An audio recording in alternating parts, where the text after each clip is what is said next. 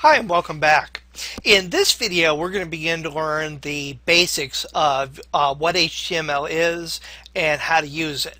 And we're actually going to start off by talking about the different aspects or different layers that go to building up a web page. And this is something that a lot of people learn a little bit down the road in web design, but if you know it up front, it's going to make a lot of what we're going to learn in the next few videos a lot easier to understand. And what I've done sometimes is compared a web page to a building. And if you think about a building, every building has a structure underneath. It's got the beams and the columns and all that good sort of stuff, the drywall and the wood. It's the structure that supports the building. And then every building also has an appearance, the way it's going to look. This is things like the paint and the carpet and all the appearance items. A building wouldn't look very good if it was just all beams and columns and things like that. We need paint and carpet and windows and all that good sort of stuff. So every building has a structure, and every building also has an appearance. Now, once you have the building built, the building doesn't exist just for itself. It exists so that you can put stuff in it and so that you can do stuff with it, or you can do stuff inside of it.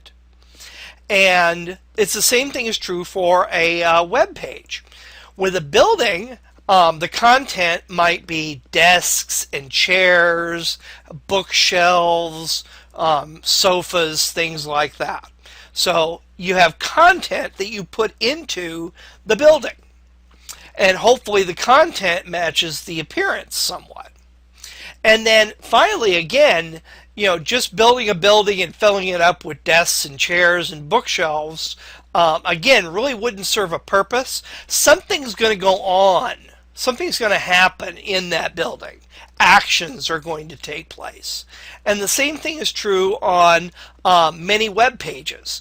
Many web pages don't exist just to give you information. They also allow you to do something. For instance, you might want to fill out a form and then submit it to somebody. So every building has a structure. Every building has its appearance. Every building has content inside of it. And every building has things that go on or actions that take place in it. And again, same thing is true for your web page. Every web page has an underlying structure. And that underlying structure is written in a language called HTML. Now, there are some other exceptions to this, but generally 95% of websites that you visit, the basic structure is going to be written in a language called HTML. And then every web page has an appearance. And the appearance on a web page actually has two different aspects to it.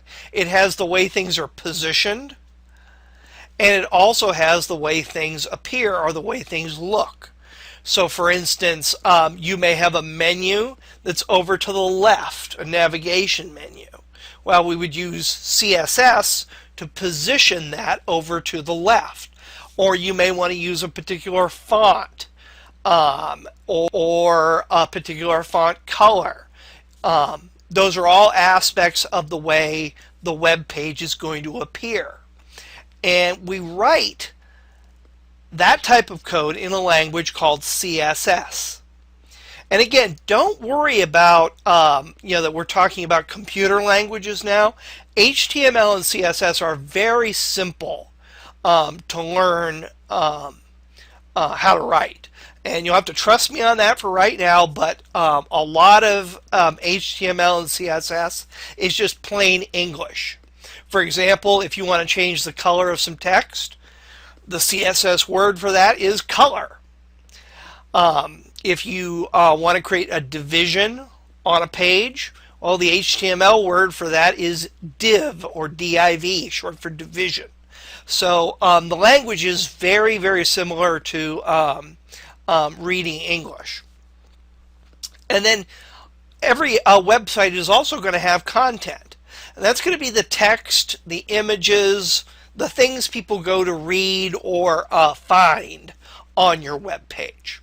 Now, sometimes the content is kept in a database. And that's beyond the scope of what we're going to do in this series.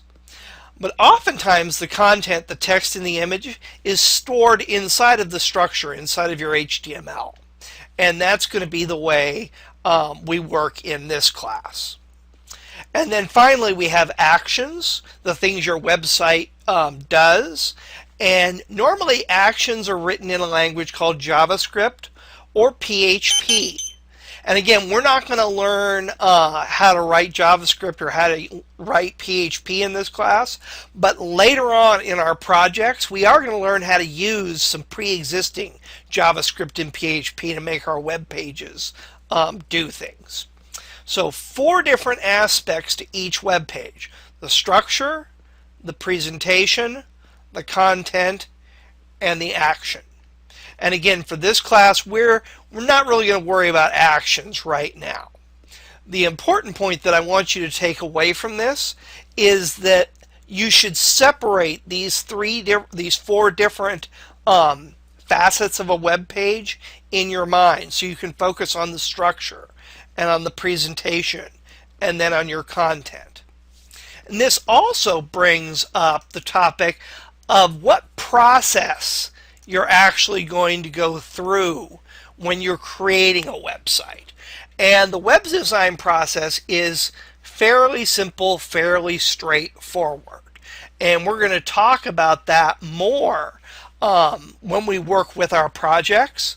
But the 3 main steps to setting up your website take place right in here: creating a page structure with HTML, adding your content to the HTML structure, and then creating your page presentation, the look of your website with CSS. So those 3 things are really going to dominate most of what we're going to do in this class. And again, we're going to come back and talk more about some of these things in a little bit. So HTML, and I'm going to go ahead and switch back into my first website, and you should still be here. HTML, when I open up my index page here by double-clicking on it, just double-click on that page, it will open up, you'll see that the page is blank. You're going to also notice by default you're probably in design view right now. We don't want to be in design view, we want to be in code view. And Dreamweaver tries to help you out by putting in some sample code in your page. And I'm going to go ahead and go to Edit, Select All, or use the keyboard shortcut for that, and just delete everything that's in there. We actually don't need that. And we want to learn how to build these pages from scratch.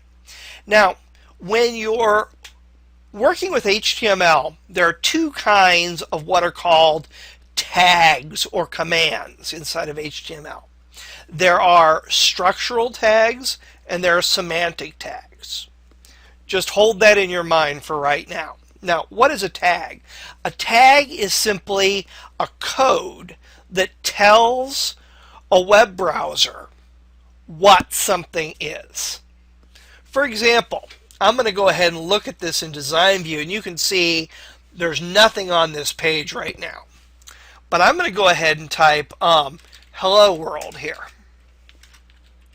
Whoops.